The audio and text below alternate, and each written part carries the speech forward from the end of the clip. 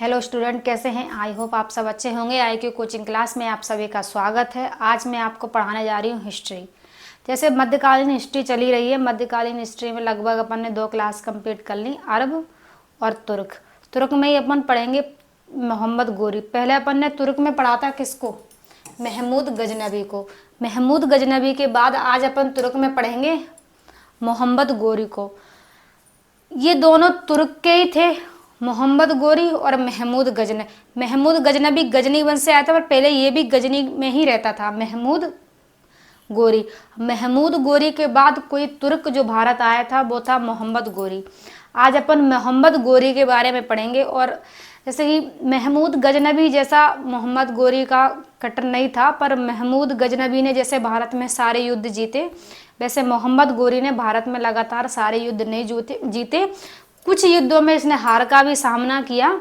और मोहम्मद गोरी ही एक ऐसा व्यक्ति माना जाता है, या फिर ये कहा जा सकता है कि भारत में मुगलों की भारत में मुस्लिम वंश की स्थापना करने वाला अगर कोई व्यक्ति है तो मोहम्मद गोरी है। क्योंकि अरब भारत आए, उनका भारत में रहना या भारत में मुस्लिम वंश को स्थापित करना, ऐसा उनका कोई मकसद नहीं था। पर मोहम्मद गोरी ही एक व्यक्ति ऐसा माना जाता है कि जिसने भारत में मुस्लिम वंश की स्थापना करी। अरब आए, लूट कर चले गए। तुर्क में महमूद गजनबी, उसका धन संपदा लूटना ही मकसद था, यहाँ पर रहना या बसना उसका कोई मकसद नहीं था। पर मोहम्मद गोरी को ही माना जाता है भारत में असली मुस्लिम धर्म का संस्थापक, या फिर ये कह लियो कि मोहम्मद गोरी से ही भारत में मुगलों की जो नींव है वो मजबूत हुई। और मोहम्मद गोरी का ही गुलाम कुतुबुद्दीन ऐबक जो माना जाता है, उसने भारत में गुलाम वंश की स्थापना करी। दिल्ली सल्तनत काल में अगर पहुंचने वाला कोई व्यक्ति था तो वो था मोहम्मद गोरी। या फिर ये मान लो कि मोहम्मद गोरी ही एक ऐसा व्यक्ति था जो भारत में आया था। क्योंकि अभी तक अपन ने जितने भी आक्रमण पढ़े, सिंध अरब पढ़ा, वो सिंध में था, तो सिंध इस टाइम पाकिस्तान में है। अपन मूल भारत की अभी इस टाइम की बात कर रहे हैं, पहले तो ये भारत का हिस्सा था। मोहम्मद गोरी ही था जो पंजाब हरियाणा से होता हुआ राजस्थान को कवर करता हुआ दिल्ली सल्तनत तक पहुंच गया। मोहम्मद गोरी लाहौर तक मोहम्मद गोरी ने अपना शासन, अपने युद्ध लड़े और वहां तक युद्ध जीते। और दिल्ली सल्तनत काल की पहली गद्दी पर बैठने वाला मोहम्मद गोरी का ही गुलाम कुतुबुद्दीन ऐबक, जिसने गुलाम वंश की स्थापना करी। अब चलते हैं अपन मोहम्मद गोरी के बारे में पढ़ते हैं। देखिए, मोहम्मद गोरी जो था वो 1149 और 1206 तक भारत रहा। 1205 में उसका लास्ट युद्ध था, खोखरों का विद्रोह दबाने के लिए वो भारत आया था। 1205 तक 1149 से 1205 तक 1149 से 1205 तक मोहम्मद गोरी का काल रहा। 1205 तक रहा। 1206 में मोहम्मद गोरी की मृत्यु हो गई थी और 1205 तक उसने अपने जो अभियान, जो युद्ध जो उसने जीते, वो 1205 तक जीते। वह भारत पर आक्रमण करने वाला तीसरा मुस्लिम था, मुस्लिम शासक था। मोहम्मद गोरी भारत पर आक्रमण करने वाला तीसरा मुस्लिम शासक था। उससे पहले 2 मुस्लिमों ने आक्रमण किए। अब जैसे तो अपन ने गजनी जो अपने तुर्क पढ़े थे, उसमें अपन ने अल्पतगीन, सुमुप्तगीन और महमूद गजनबी पढ़ा था, पर वो क्या है, पूरा एक वंश में था। फर्स्ट में अपने अरब पढ़ा तो अरब में अपने महमूद गजनबी को पढ़ा, और जब अपन ने तुर्क पढ़े, तुर्क में अल्पतगीन, सुमुप्तगीन और महमूद गजनबी को पढ़ा। पर इन तीनों को तुर्क वंश में पढ़ा तो वो 2 वंश थे। तीसरा आक्रमण करने वाला, भारत पर तीसरा आक्रमण करने वाला व्यक्ति या फिर तीसरा आक्रमण करने वाला वंश गौर प्रदेश से आया हुआ कोई व्यक्ति था, वो था मोहम्मद गोरी। तो इसको तीसरा मुस्लिम कहा जाता है। मोहम्मद गोरी को भारत पर आक्रमण करने वाला तीसरा मुस्लिम माना गया। अब इसका जो पहला देखो, ये क्या किसका था? मोहम्मद गोरी का पूरा नाम था शहाबुद्दीन मोहम्मद गोरी। शहाबुद्दीन मोहम्मद गोरी इसका पूरा नाम था। ये भारत में आक्रमण करने वाला प्रथम तुर्क था जो भारत पर आक्रमण किया, और दिल्ली सल्तनत काल तक पहुंचने वाला ये प्रथम मुस्लिम था। प्रथम मुस्लिम तुर्क था जो दिल्ली सल्तनत काल तक पहुंचा, और दिल्ली की गद्दी पर बैठने वाला और मुस्लिम धर्म को संस्थापक करने वाला भी ये प्रथम व्यक्ति था, मोहम्मद गोरी, जिसने भारत में एक्चुअल मुस्लिम धर्म की नींव रखी और मुस्लिम धर्म को संस्थापित करा और दिल्ली की गद्दी पर पहुंचा, जहां पर पृथ्वीराज चौहान का शासक था। भारत में एक लास्ट शासक था और उस वक्त सबसे मजबूत शासक अगर किसी को माना जाता है तो पृथ्वीराज चौहान का था। मोहम्मद गोरी पृथ्वीराज चौहान मतलब पृथ्वीराज का चौहान का शासक तक कब्जा करता करता दिल्ली तक पहुंच गया। इसने सिंध से होता हुआ पंजाब, लाहौर तक इसने अपना शासन किया, गुजरात में भी करा और दिल्ली तक पहुंच गया। तो दिल्ली तक पहुंचने वाला प्रथम कोई मुस्लिम व्यक्ति था तो मोहम्मद गोरी था। इसलिए भारत पर आक्रमण करने वाला कोई तीसरा व्यक्ति था, जो कौन था? मोहम्मद गोरी, मुस्लिम। ठीक है, अब देखो मोहम्मद गोरी ने जितने भारत पर आक्रमण किए उसका जो जिक्र है किसी पुस्तक में तो किया ही गया होगा। तो मोहम्मद गोरी ने जो आक्रमण किए थे वो एक व्यक्ति थे मियाज उस सिराज। उन्होंने एक पुस्तक लिखी थी तकवात-ए-नासरी। तकवात-ए-नासरी में इसका जिक्र किया गया किसका? मोहम्मद गोरी के बारे में। मोहम्मद गोरी ने भारत में सासवनी वंश की स्थापना करी।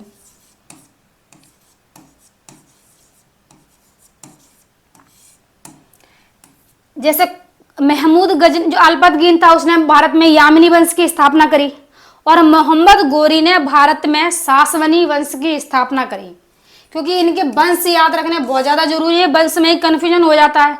गौर वंश की स्थापना करी, तुर्क वंश की स्थापना करी, फिर किस वंश की स्थापना करी? सासवनी वंश की। क्योंकि गलत होने की संभावना है, गौर से आया था मोहम्मद गोरी तो सोच लो मतलब कंफ्यूजन तो हो ही जाता है। गौर प्रदेश का था पर गौर प्रदेश का था, पर जो वंश की स्थापना करी वो कौन सा वंश था? सासवनी वंश। मतलब मोहम्मद गोरी ने भारत में सासवनी वंश की स्थापना करी।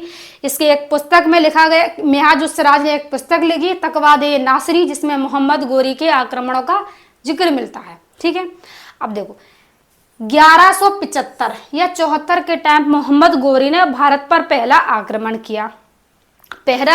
किया इसने मुल्तान पर जो आक्रमण किया उसमें मोहम्मद गोरी की विजय हुई। जो मोहम्मद गोरी ने 1175 पर मुल्तान पर आक्रमण किया। फिर इसके बाद मोहम्मद गोरी के आक्रमण चलते रहे और 1178 में मोहम्मद गोरी ने आक्रमण किया गुजरात पर। किस पर आक्रमण किया? गुजरात पर। और गुजरात के जो उस समय शासक थे मूलराज या भीमदुत्य, इन्हें भीमदुत्य को पराजित किया। और बताया जाता है कि भीमदुत्य ने पहले मोहम्मद गोरी को पराजित किया था और बाद में मोहम्मद गोरी ने भीमदुत्य को पराजित किया। मोहम्मद गोरी के जो आक्रमण है ये चलते रहे। ऐसे ही बताया जाता है कि मोहम्मद गोरी ने 1149 पर फिर भारत पर आक्रमण किया और उस समय इसने पंजाब पर हमला किया।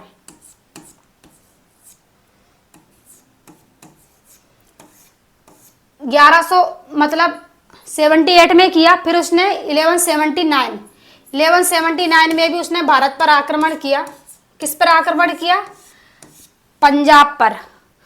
और 2 साल बाद उसने फिर आक्रमण किया पंजाब पर, जहां तक ये लाहौर तक पहुंच गया। मोहम्मद गोरी के जो ये आक्रमण हैं ये बराबर चलते रहे। ज्यादा तरह से इसके कुछ ही आक्रमण जो मेन माने जाते हैं मोहम्मद गोरी के। अब देखो 1175 से शुरू किया, 78 में किया, 79 में किया। अब ये 1185 में मोहम्मद गोरी ने फिर आक्रमण किया। किस पे? सिथौलकोट एक जगह है,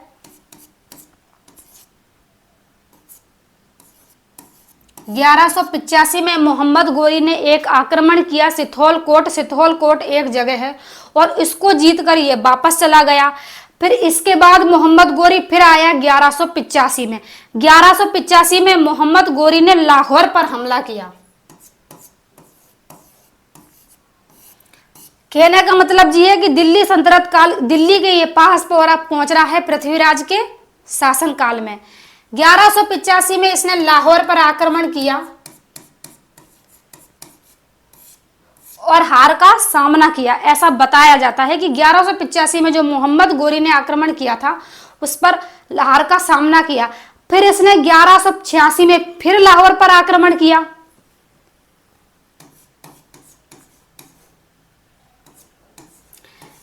1186 में जो किसी में बताया जाता है कि मोहम्मद गोरी ने जो 1185 के युद्ध जीता भी था, पर किसी में बताया जाता है कि मोहम्मद गोरी ने 1185 में जो युद्ध हुआ था सिथौलकोट के बाद लाहौर पर, उस युद्ध में इसने हार का सामना किया।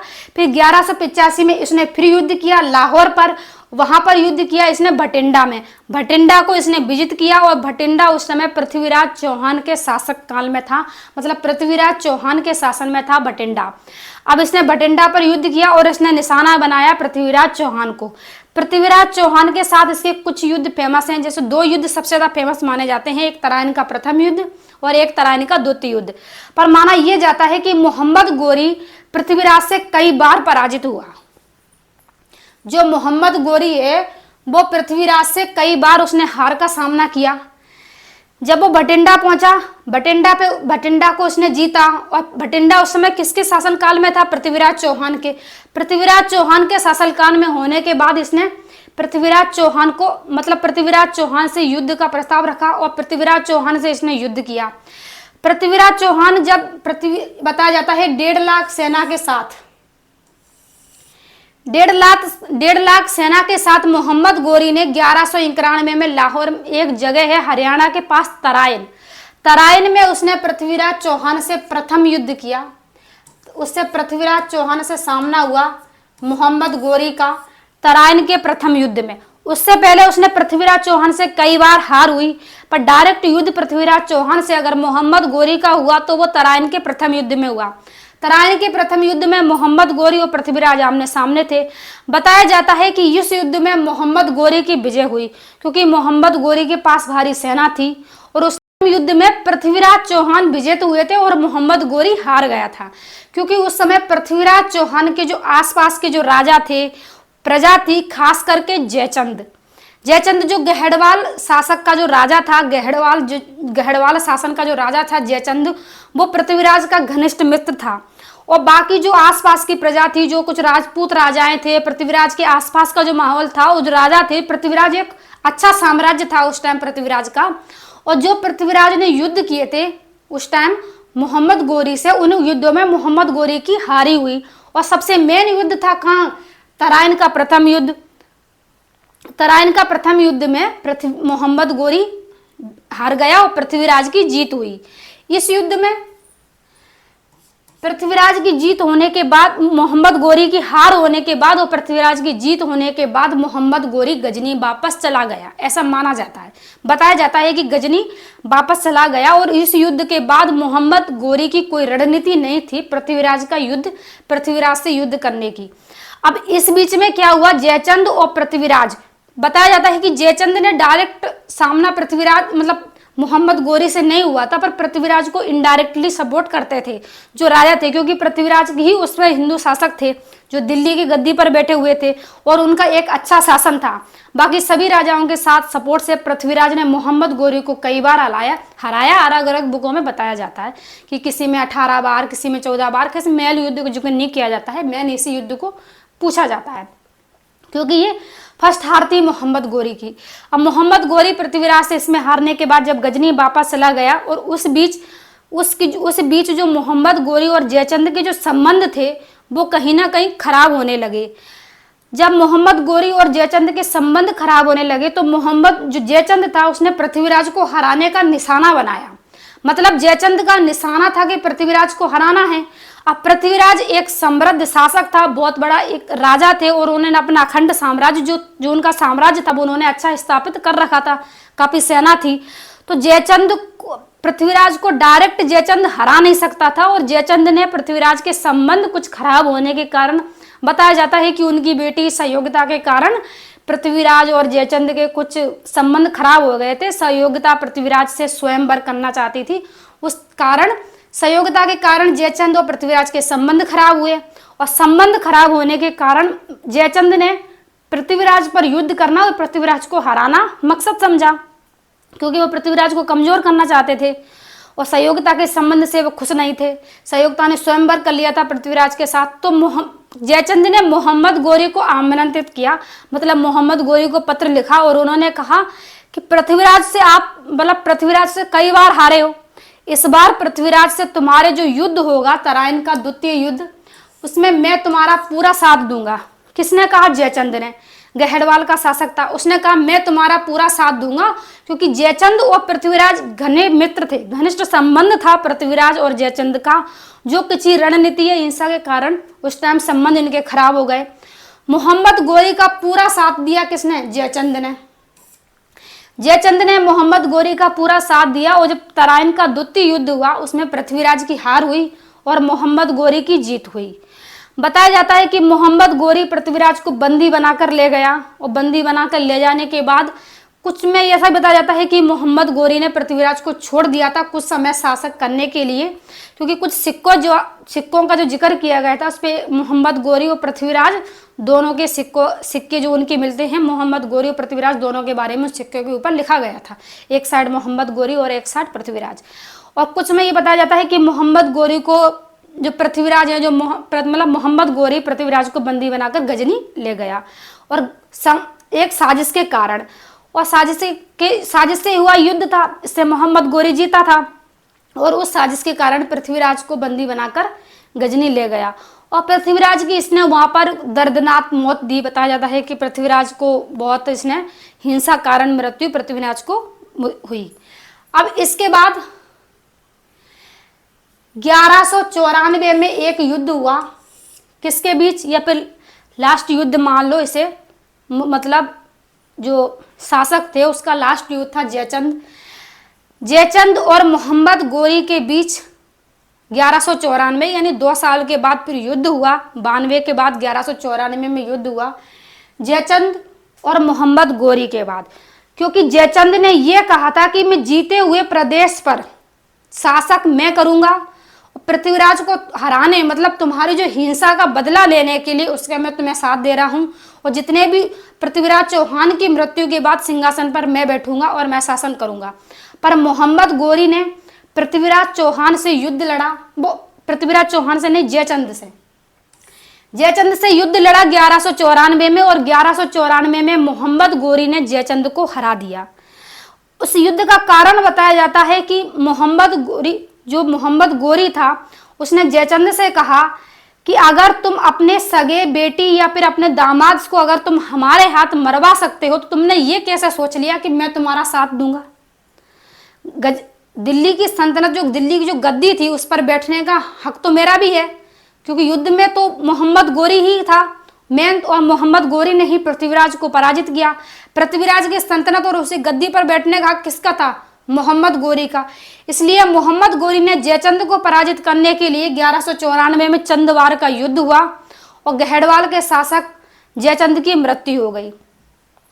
इसके बाद मोहम्मद गोरी तो था वो गजनी वापस चला गया और अपने जो कुछ शासक थे, जो उसके कुछ गुलाम थे, जैसे ऐबक अल्दो, जो मोहम्मद गोरी के गुलाम माने जाते हैं, जीते हुए मतलब अपने विजित किए हुए प्रदेश को उनके हाथों में सौंप कर चला गया। 1205 में एक युद्ध हुआ।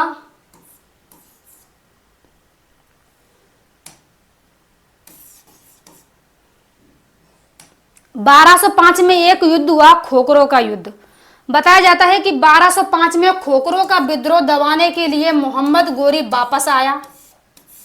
खोखरो का विद्रोह दबाने के लिए जब मोहम्मद गोरी वापस आया तो उस समय मोहम्मद गोरी जो गजनी जा रहा था उस समय उसकी रास्ते में मृत्यु हो गई।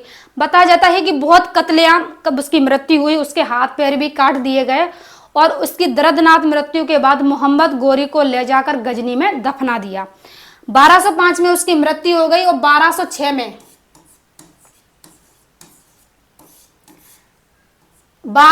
में दिल्ली की गद्दी पर बैठा मोहम्मद गोरी का गुलाम कुतुबुद्दीन ऐबक, क्योंकि वो अपने कुछ गुलामों को विजित किए हुए प्रदेश छोड़कर चला गया था। भारत के जो प्रदेश है उसने कहा मैं गजनी रहूंगा और यहाँ के जो शासक हैं, यहाँ के जो प्रदेश हैं उनको मेरे गुलाम संभालेंगे। दिल्ली की सल्तनत और दिल्ली के सल्तनत गद्दी पर बैठना मकसद था किसका? कुतुबुद्दीन ऐबक का। कुतुबुद्दीन ऐबक मोहम्मद गोरी ये चाहता था कि मैं गजनी में रहूंगा और मेरे गुलाम भारत में मतलब भारत के विजित किए हुए प्रदेश में शासक करेंगे। मोहम्मद गोरी की मृत्यु के बाद, अब मोहम्मद गोरी की तो मृत्यु हो गई तो कोई तो शासक बनेगा ही, तो मोहम्मद गोरी की बाद शासक बना कुतुबुद्दीन ऐबक, जो मोहम्मद गोरी का दामाद था। देखो, गुलाम और सेनापति में फर्क होता है। गुलाम जो होते हैं वो सेनापति नहीं होते, गुलाम जो होते हैं वो खरीदे जाते हैं, और गुलाम जो होते हैं वो राजाओं मतलब जो राजा होते हैं उनके बहुत करीब होते हैं। इसलिए गुलाम जो सेनापति से भी ज़्यादा माना जाता है, और गुलाम जो होते हैं वो अपने राजा या अपने जो उनके जो साम्राज्य शासक होते हैं उनके बहुत करीब होते हैं, उनकी रणनीतियाँ नीतियों सबको समझते हैं। इसलिए वो अपने विजित किए हुए प्रदेशों को गुलाम को देकर गया। पर कुतुबुद्दीन ऐबक ही दिल्ली की गद्दी पर क्यों बैठा? क्योंकि कुतुबुद्दीन ऐबक मोहम्मद गोरी का दामाद भी था, इसलिए वो दिल्ली की गद्दी पर बैठा। और दिल्ली पर शासन किसका होने लगा? मोहम्मद कुतुबुद्दीन ऐबक का। मोहम्मद गोरी के बाद कुतुबुद्दीन ऐबक का दिल्ली में शासक होने लगा। और इसने दिल्ली में एक वंश की स्थापना करी, दिल्ली की गद्दी पर बैठेगा और गुलाम वंश की स्थापना करेगा। और आगे से इसी तरह गुलामों का गुलाम अपन पढ़ेंगे, कुतुबुद्दीन ऐबक, फिर इल्तुतमिश, काफ़ी चीज़ें अपन इसमें मध्यकालीन हिस्ट्री में पढ़ेंगे। जो दिल्ली सल्तनत काल एक सेपरेट टाइम शुरू होगा और काफ़ी लंबा टाइम है, क्योंकि दिल्ली सल्तनत काल 1206 से शुरू होकर 1885 तक रहेगा, जब तक अंग्रेज भी आ जाएंगे। और लास्ट शासक जो मतलब दिल्ली में रहेंगे वो अपन पढ़ेंगे मुगल वंश के। लास्ट मुगल वंश जो रह जाते हैं वो दिल्ली में शासक करते हैं, वो अपन सारा एक सेपरेट टाइम पढ़ेंगे। क्लास अच्छी लगी हो तो लाइक करें, शेयर करें। Thank you.